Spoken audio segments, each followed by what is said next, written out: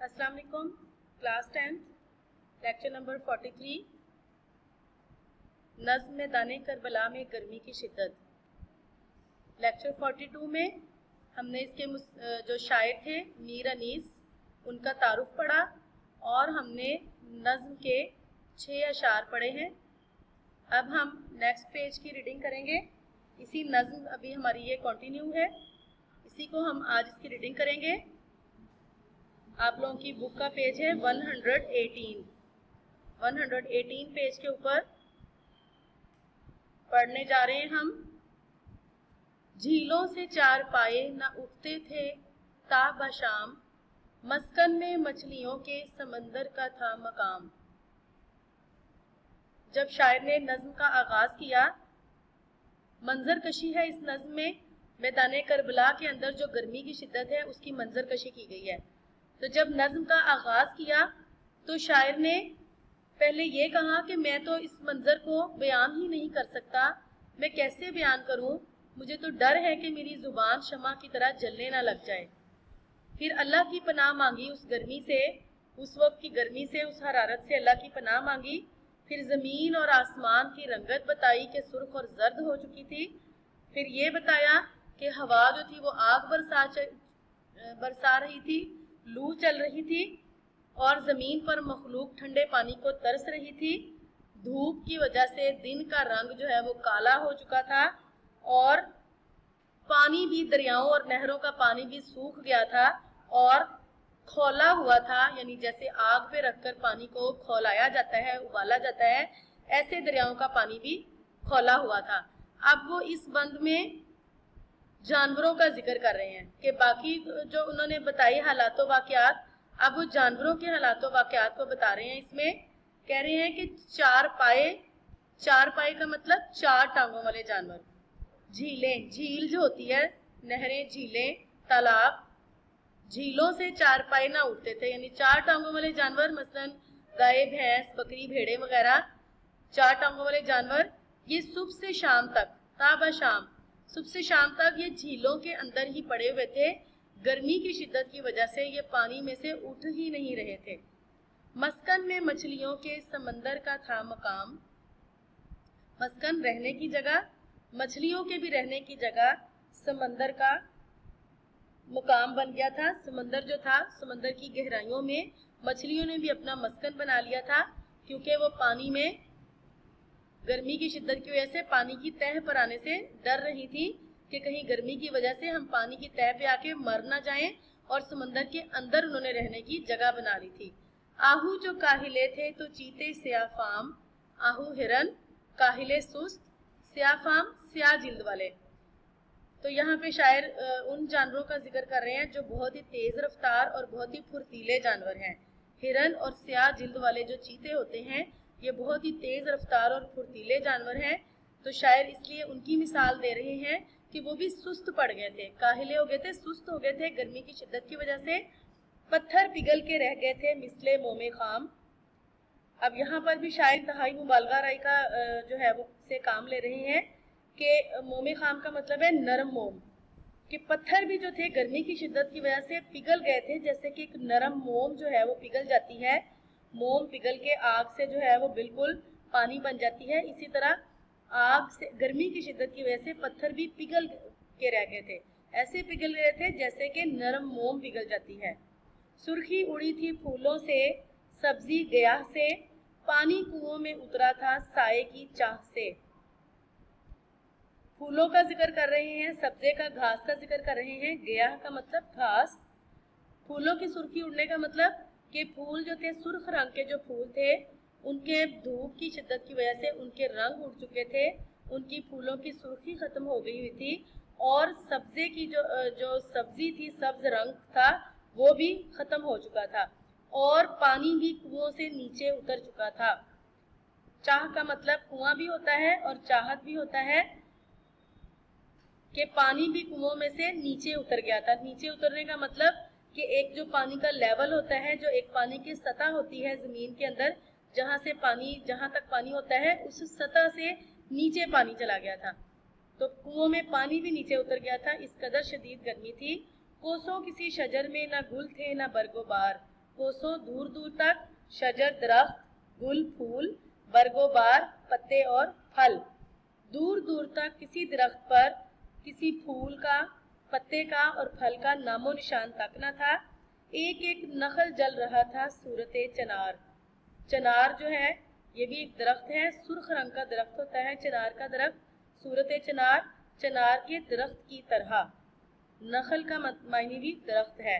तो यहाँ पर शायर कह रहे हैं चनार के जो दरख्त किसी जगह पर बहुत ज्यादा हो तो दूर से यूं लगता है जैसे आग लग गई हुई है। सुर्ख रंग के होते हैं चूंकि, इसलिए ऐसा लगता है कि जैसे जंगल में आग लगी हुई है जहाँ पर चिनार के बहुत सारे दरख्त हों। तो यहाँ पर शायर यही कह रहे हैं कि दरख्त ऐसे जल रहे थे जैसे चिनार नजर आते हैं, सुर्ख हो गए थे जैसे उनमें आग लग गई थी। हंसता था कोई गुल, न लहकता था सब्जाजार। गुल के हंसने से यानी फूल के हंसने से मुराद है कि कोई फूल नहीं खिल रहा था। फूलों का हंसना मतलब फूलों का खिलना, और लहकना का मतलब सरसब्जा। जब सरसब्ज शादाब कोई जगह होती है वहां पर सब्जा होता है, घास होती है, तो वो हवा से लहलहाती है।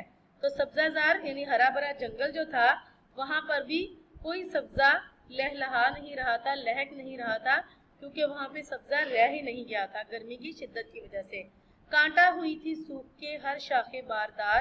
शाखे बारदार यानी फलदार दरख्त की जो शाख थी, हर ऐसी शाख जो कि फलदार थी, जिसपे फल उगे हुए थे, वो सूख के कांटे की तरह हो गई थी। गर्मी ये थी कि जीस्त से दिल सबके सर्द थे, पत्ते भी मिसले चेहरा मदकूब जर्द थे। गर्मी इस कदर थी, गर्मी की शिद्दत इस तरह थी कि पत्ते भी जो थे मिसले चेहरा मदकूब। चेहरा मदकूब का मतलब है तपेदिक के मरीज का चेहरा।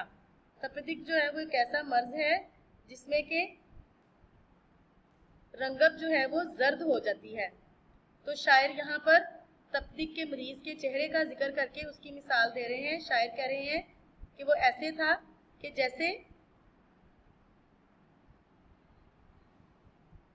तपेदिक के मरीज का चेहरा जो है अपनी बीमारी की शिद्दत की वजह से जर्द हो जाता है। पत्ते भी इस तरह हो गए थे जैसे कि उस मरीज का चेहरा जर्द हो जाता है। यहाँ पर भी शायर ने तशबीह दी है जर्द चेहरे से जर्द पत्तों को। शेर उठते न थे धूप के मारे किचार से, आहू न मुंह निकालते थे सब्जाजार से। किचार शेर का गार उसको कहते हैं, आहू हिरन, सब्जाजार सब्जे की जगह जंगल, सरसब्ज जंगल। धूप की वजह से शेर भी अपनी गारों से नहीं निकल रहे थे और ना ही हिरन जो है वो सरसब्ज जंगलों में से मुंह निकाल रहे थे। आईना मेहर का था मुकद्दर गुबार से, गर्दों को तब चढ़ी थी जमीन के बुखार से। मेहर कहते हैं सूरज को। सूरज का जो चेहरा था वो भी क्या हो गया था, धुंधला गया था। मुकद्दर होना, धुंधला जाना, गर्दो गुबार आ जाना किसी चीज के ऊपर। तो मट्टी आ गई थी सूरज के चेहरे पर, इस कदर गर्द उड़ रही थी, इस कदर गर्मी थी। आईना का मतलब चेहरा। सूरज का चेहरा भी जो था वो गर्दो गुबार से धुंधला गया था, गर्दो गुबार से भर गया था, इसलिए वो भी नजर नहीं आ रहा था। और आसमान को भी जमीन की तपिश की वजह से, जमीन के बुखार से तप चढ़ी थी, यानी आसमान भी बहुत ज्यादा गर्म हो गया था, तपने लग गया था, क्योंकि जमीन बहुत ज्यादा तप रही थी। गर्मी से मुस्तरिब था जमाना जमीन पर, भुन जाता था जो गिरता था दाना जमीन पर। मुस्तरिब बेचैन, सारा जमाना गर्मी से बेचैन था। अगर कोई दाना भी जमीन पर गिर जाता था तो वो भी भुन जाता था, जैसा कि आग पर रखी हुई कोई कढ़ाई हो या कोई ऐसा बर्तन जिसमें कोई रेत या कोई ऐसी चीज गर्म की गई हो जिसमें दाने भून रहे हो, तो दाना जैसे ही डालते हैं तो वो फौरन भून जाता है। तो इस तरह से सारे के सारे जो दाने थे जमीन पर गिरने से ऐसे भून रहे थे कि जैसे वो किसी कढ़ाई में डाले जा रहे हैं। इस तरह से कोई भी दाना जमीन पर गिरता था तो वो भून जाता था। गर्दाब पर था शोला जवाला का गुमा, अंगारे थे हुबाब तो पानी शरर फिशा। गर्दाब जो है, गर्दाब कहते हैं भंवर को कहते हैं। पानी का बिल्कुल जो दरिया का दरमियान होता है, जहां पर पानी गोल गोल चक्रों की सूरत में घूम रहा होता है, उसको गर्दाब कहते हैं या उसको भंवर भी कहते हैं। तो कह रहे हैं कि शायर यहाँ पे कह रहे हैं कि जो पानी गोल गोल घूम रहा था गर्दाब पर, वो ऐसे लग रहा था गुमा उस पे हो रहा था। गुमा का मतलब ख्याल, اس کو دیکھ کے ایسا خیال آ رہا تھا جیسے وہ شعلہ جوالا ہو. شعلہ جوالا کیا ہوتا ہے؟ وہ شعلہ جسے جلا کر گول چکر کی صورت میں گھماتے ہیں. امیجن کریں کہ آگ لگا کر اس کے شعلے کو گول گول گھما رہے ہو تو وہ کیسے گھوم رہی ہوتی ہے آگ, اور وہ ایسے, اس کو شعلہ جوالا کہتے ہیں. کہ پانی ایسے تھا, پانی کے جو گول گول بھنور تھے وہ ایسے تھے جیسے لگ رہا تھا اس میں آگ لگی ہوئی ہے. انگارے تھے حباب تو پانی شرر فشار. انگارے جلتے ہوئے کوئلوں کو کہتے ہیں, حباب پانی کے بلبلے کو کہتے ہیں. پانی کے بلبلے جو تھے وہ جلتے ہوئے کوئلوں کی طرح تھے اور پانی کے اندر سے شرر فشاں یعنی چنگاریاں برس رہی تھی. چنگاریاں برسانے والا تھا, جیسے آگ میں سے چنگاریاں نکلتی ہیں اس طرح گرمی کی شدت کی وجہ سے پانی بھی اتنا گرم ہو گیا تھا, ایسے لگ رہا تھا جیسے اس میں سے چنگاریاں نکل رہی ہیں. منہ سے نکل پڑی تھی ہر ایک موج کی زبان, تہ پر تھے سب نہنگ مگر تھی لبوں پہ جان. نہنگ مگرمچھ, ہر ایک موج کی زبان یعنی گرمی کی شدت کی وجہ سے ہر موج کی زبان باہر آ گئی تھی, یعنی موت کے قریب تھے. مگرمچھ بھی جو تھے وہ حالانکہ پانی کی تہ پر تھے لیکن ان کی لبوں پر جان تھی, یعنی وہ بھی مرنے کے قریب تھے. پانی تھا آگ گرمی روزے حساب تھی, ماہی جو سیخے موج تک آئی کباب تھی. اب یہاں پر وہ کہہ رہے ہیں کہ روزے حساب کی گرمی سے تشبیہ دے رہے ہیں. میدان کربلا کا جو میدان تھا اس کی گرمی کی شدت کو روزے حساب یعنی روزے حشر کی گرمی کے لیے سے جو ہے وہ اس کا کمپیریزن کر رہے ہیں کہ ایسی گرمی تھی, پانی آگ جیسا تھا اور گرمی حساب کے دن جیسی گرمی تھی. اور جو بھی مچھلی پانی کی سطح پر آتی تھی وہ اس طرح سے بھن جاتی تھی جیسے کہ کباب بھن جاتا ہے, جیسے کہ سیخ کے اوپر کباب لگا ہو اور وہ بھن جاتا ہے. اسی طرح سے مچھلی جو ہے وہ اس طرح سے بھن جاتی تھی پانی کی سطح پر آنے سے جیسے کباب بھن جاتا ہے. تو یہ آج ہم نے ہماری بک ریڈنگ کمپلیٹ ہو گئی ہے. بک ریڈنگ کے ساتھ ہم نے آج گرامر ورک کرنا ہے. گرامر ورک میں ہم کریں گے اس میں صفت کی اقسام. اس میں صفت کی اقسام آپ کی گرامر بک جو گوہر کو انشاء نہیں, آپ کی اردو جو گرامر ہے جو 9th-10th کی گرامر ہے وہ والی گرامر اردو قواعد انشاء 9-10 اس کا پیج نمبر 8 ہے جس میں اس میں صفت اور اس کی اقسام ہے. آج ہم وہ پڑھیں گے. اس میں صفت کیا ہے؟ وہ اسم ہے جس سے کسی چیز کی اچھی یا بری حالت ظاہر کی جائے. مثلا نیک لڑکا, اونچی دیوار. ان میں نیک اور اونچی اس میں صفت ہے. جس کی اچھی یا بری حالت ظاہر کی جائے اسے اس میں موصوف کہتے ہیں. جیسے اوپر کی مثالوں میں لڑکا اور دیوار اس میں موصوف ہے. اس میں صفت کی قسمیں, اس میں صفت کی 2 قسمیں ہیں, صفت اصلی اور صفت نسبتی. صفت اصلی وہ اسم ہے جو زبان میں شروع سے کسی کی اچھائی یا برائی بیان کرنے کے لیے استعمال کیا جائے, جیسے اچھا, برا, نیک, بد, تیز, سست. صفت اصلی کے بھی 3 درجے ہیں, صفت نفسی, صفت باز اور صفت کل. یہ اسٹوڈنٹ وہ 3 درجے ہیں جن کو انگلش میں آپ ڈگریز آف ایڈجیکٹو کہتے ہیں. ٹھیک ہے, یہ یہاں اردو میں ان کو صفت اصلی کے درجے کہا جاتا ہے. صفت نفسی, صفت باز اور صفت کل. صفت نفسی کیا ہے؟ وہ اس میں صفت ہے جس سے کسی کی حالت کسی دوسرے اسم سے بغیر مقابلے کے ظاہر کی جائے, جیسے اچھا, برا, اونچا, نیچا وغیرہ. صفت باز وہ اس میں صفت ہے جس سے کسی ایک کو دوسرے سے بڑھایا جائے, مثلا اس سے اونچا, نیک تر.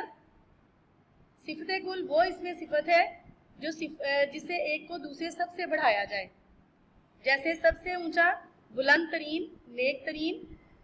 اس کے بعد نمبر 2 ہے صفت نسبتی. صفت نسبتی وہ اسم ہے جو صفت تو نہ ہو لیکن محض تعلق کی وجہ سے صفت کے معنی ظاہر کرے, جیسے لاہوری نمک, عربی آدمی.